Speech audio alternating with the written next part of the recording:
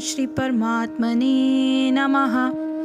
ब्रह्माणि आधाय कर्माणि संगं त्यक्त्वा करोति यः लिप्यते न सह पापेन पद्मपत्रम् इव अंभसा। ब्रह्माणी यानी भगवान में, आधाय यानी समर्पित करके, कर्माणि सारे कार्यों को, संगम आसक्ति, त्यक्त्वा त्याग कर, करोति करता है, यह जो लिप्यते प्रभावित होता है, न कभी नहीं, स वह, पापेन पाप से, पद्मपत्रम कमल पत्र, इव के सदृश, अंभसा जल के द्वारा। जो व्यक्ति कर्म फलों को परमेश्वर को समर्पित करके आसक्ति रहित होकर अपना कर्म करता है, वो पाप कर्मों से उसी प्रकार अप्रभावित रहता है जिस प्रकार कमल पत्र जल से अस्पृश्य रहता है। तात्पर्य यह है कि यहाँ पर ब्रह्माणी का अर्थ है कृष्ण भावनामृत में।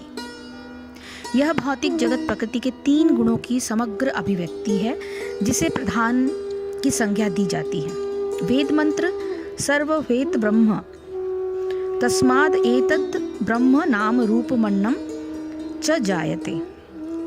ये मंडक उपनिषद से और भगवत गीता के से प्रकट है कि जगत की प्रत्येक वस्तु ब्रह्म की अभिव्यक्ति है, और यद्यपि कार्य भिन्न भिन्न रूप में प्रकट होते हैं किंतु तो भी वे कारण से अभिन्न हैं। ईशोपनिषद में कहा गया है कि सारी वस्तुएं परब्रह्म या कृष्ण से संबंधित है, अतएव वे केवल उन्हीं की हैं जो यह भली भांति जानता है कि प्रत्येक वस्तु कृष्ण की है और वे ही प्रत्येक वस्तु के स्वामी हैं। अतः प्रत्येक वस्तु भगवान की सेवा में ही नियोजित है। उसे स्वभावतः शुभ अशुभ कर्म फलों से कोई प्रयोजन नहीं रहता। यहाँ तक कि विशेष कर्म का कर्म संपन्न करने के लिए भगवान द्वारा प्रदत्त मनुष्य का शरीर भी कृष्ण भावनामृत में संलग्न किया जा सकता है। तब ये पाप कर्मों के कल्मश से वैसे ही परे रहता है जैसे कि कमल पत्र जल में रहकर भी भींगता नहीं। मयि सर्वाणि कर्माणि सन्न्यस्य, भगवत गीता के 3 अध्याय के 30वें श्लोकों में भी इसी का वर्णन है कि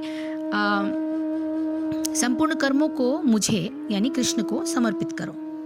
तात्पर्य यह है कि कृष्ण भावनामृत विहीन पुरुष शरीर एवं इंद्रियों को अपना स्वरूप समझकर कर्म करता है, किंतु कृष्ण भावना भावित व्यक्ति यह समझकर कर्म करता है कि यह देह कृष्ण की संपत्ति है, अतः इसे कृष्ण की सेवा में प्रवृत्त होना चाहिए। इसको हम थोड़ा सा और अगर अच्छी तरह से समझने का प्रयास करें तो यह है कि जो पुरुष सब कर्मों को परमात्मा में अर्पण करता है और उसकी ही आसक्ति करता है और बाकी सारी चीज़ों का त्याग करता है, वो उसी प्रकार पाप से लिप्त नहीं होता जैसे कमल का पत्ता जल से अलिप्त रहता है। तो कर्मों को भगवत दर्पण करने से मनुष्य के जो पाप होते हैं वो सर्वथा अलिप्तता की तरफ होते हैं। यह श्लोक भक्ति प्रधान कर्मयोगी की विलक्षण स्थिति को विज्ञापित करता है। सो ब्रह्मण याधाय कर्माणि, ब्रह्म के संकेतक 3 शब्द बताए गए यानी ओम, परमात्मा और भगवान। ओम ब्रह्म के निर्गुण निराकार स्वरूप का वाचक है, परमात्मा ब्रह्म के सगुण निराकार स्वरूप का वाचक है और भगवान उसके सगुण साकार स्वरूप का वाचक है। सगुण साकार रूप में पूर्ववर्ती रूप समाविष्ट रहते हैं। उदाहरणार्थ लहर युक्त समुद्र और शांत समुद्र स्वरूप से एक ही है, किंतु लहर युक्त समुद्र जहाजों को बंदरगाह में लाने के लिए सहायक होने के कारण मनुष्य के लिए अधिक उपयोगी है, और लहर युक्त समुद्र में शांत समुद्र समाविष्ट है। इस श्लोक में कर्मों को करने की विशेष विधि बताई गई है जो कर्म योगी को ब्रह्म की प्राप्ति करा देती है। कर्मों का संपादन शरीर द्वारा ही होता है जो स्वयं सगुण साकार है, अतः कर्म योगी का सीधा संबंध भगवान से रहता है।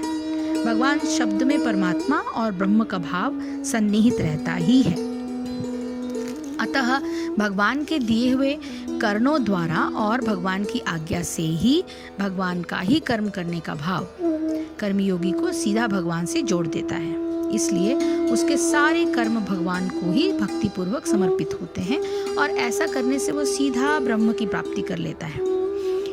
अपने किसी हित का साधन करने का उसमें कोई भाव ही नहीं होता, क्योंकि ऐसा करना वो कपटपूर्ण व्यवहार और मूर्खता ही समझता है।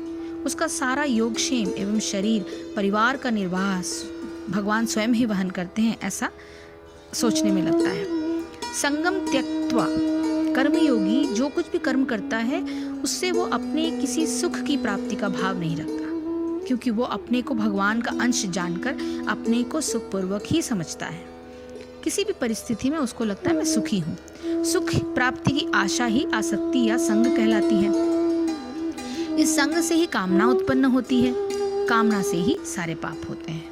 अतः संग अर्थात आसक्ति के त्याग से कामना और उससे उत्पन्न होने वाले पापों की सर्वथा निवृत्ति हो जाती है।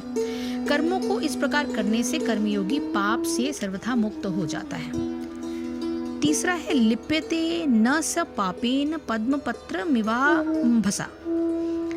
जिस प्रकार कमल का पत्ता जल में रहते हुए भी जल से नहीं भीगता, उसी प्रकार सारे पारिवारिक और सामाजिक कर्मों को शास्त्रीय नियम के अनुसार करता हुआ भी कर्मयोगी पाप से लिप्त नहीं होता। वास्तव में पाप तभी होते हैं जब स्वरूप से परमात्मा का अंश होते हुए भी जीवात्मा अपने को संसार का अंश मान लेता है। किंतु कर्मयोगी संसार में रहते हुए भी सारे कर्म करने में अपने को भगवान का यंत्र मात्र समझता है। अतएव उसके सारे कर्म लोकोपकारक ही होते हैं, यानी लोगों के उपयोग के लिए होते हैं। कर्म करने में पूर्ण सावधानी करते हुए भी जो कुछ हिंसा आदि अनुषांगिक पाप बन जाते हैं उनसे वो अलिप्त रहता है। यह उसी प्रकार है जिस प्रकार कानूनी नियम के अनुसार आज्ञा पाने पर शत्रु दल के व्यक्तियों की हत्या करके भी देश की रक्षा में नियुक्त सैनिक किसी प्रकार का कोई अपराध करने का भागी नहीं समझा जाता, अपितु उसे वीरता के अलंकारों से विभूषित किया जाता है। कारण यह है कि ऐसा करने में उसका उद्देश्य व्यक्तियों की हत्या करना और उससे कोई निजी लाभ उठाना नहीं होता, अपितु वो केवल उच्च देशों का पालन करना होता है। इसलिए भगवान ये आश्वासन देते हैं कि इस प्रकार कर्म करके आगे बढ़ के कर्मयोगी वैसे ही पाप से लिप्त नहीं होता जैसे जल में रहते हुए भी कमल का पत्ता जल में नहीं भीगता। तो अब भगवान ये बताते हैं कि कर्म प्रधान कर्मयोगी की कर्म शैली क्या होना चाहिए। आगे के श्लोकों में इसका वर्णन हम करेंगे। हरे कृष्ण कृष्ण कृष्ण हरे हरे, हरे राम राम राम हरे हरे। जय श्री कृष्ण, जय गुरुदेव।